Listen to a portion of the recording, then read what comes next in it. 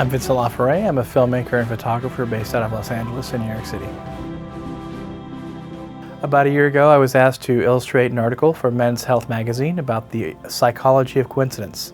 And I offered to go up and shoot at high altitude over New York City at night. And that turned into a series of images that were pretty unique and hadn't really been seen before.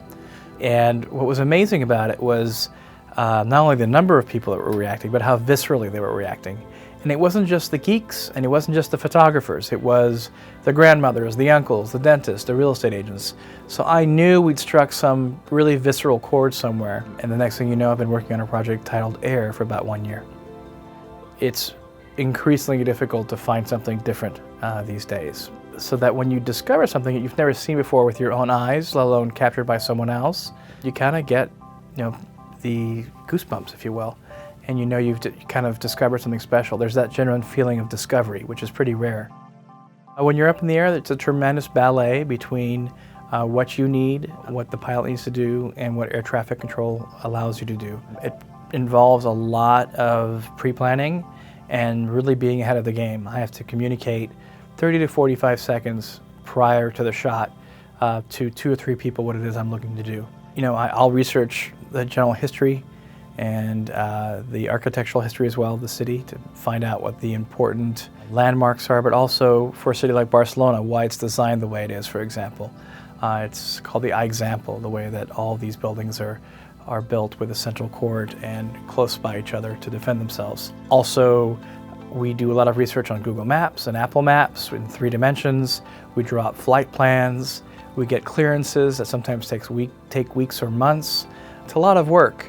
But I like to tell people that it's like directing. I think you do a lot of preparation. Most of your job isn't preparing for something, but you prepare to be spontaneous, meaning that if you've prepared so heavily, you have that liberty to be spontaneous. Whereas if you don't do any preparation, you're probably going to buckle under the pressure.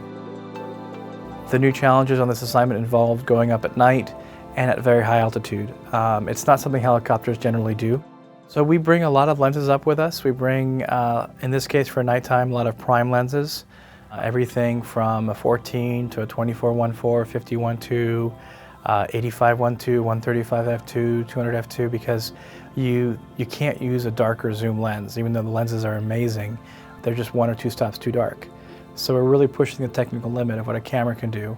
In this case, we're shooting the 1DX and the 5DS. And we're really pushing those sensors to their limit while still making sure we have a really beautiful image. It's not too noisy.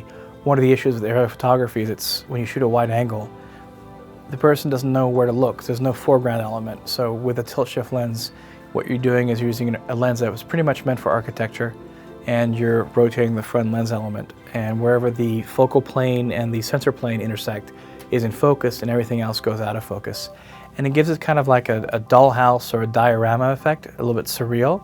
And it's something I've always really loved. I think it makes our world look very, very playful, if you will. And it also forces the eye to a specific thing. And what you're looking for is geometry, color, composition, lines, repetition of form. It's the same things you would on the ground, but in this case, geometry is probably one of the most important things in aerial photography, in my opinion, as well as color. Photography is my first love. It's something I've been doing since I was 15 years old. I think it's a wonderful way to capture our worlds and allow people to see their environment and who they are and how they relate to one another and to their environment in a different way, especially in aerial photography. And because it's rooted in a technical process as opposed to painting or reproduction, there's a certain realness to it and a certain importance to it that forces you to reflect both literally and figuratively on your world in terms of the perspective you have on how we relate to one another and this environment we're in. And I think it's very important. There's oddly a very strange intimacy from the air. Even though you're very distant from people, you have a much better perspective. It's very much like taking a step back in your own life.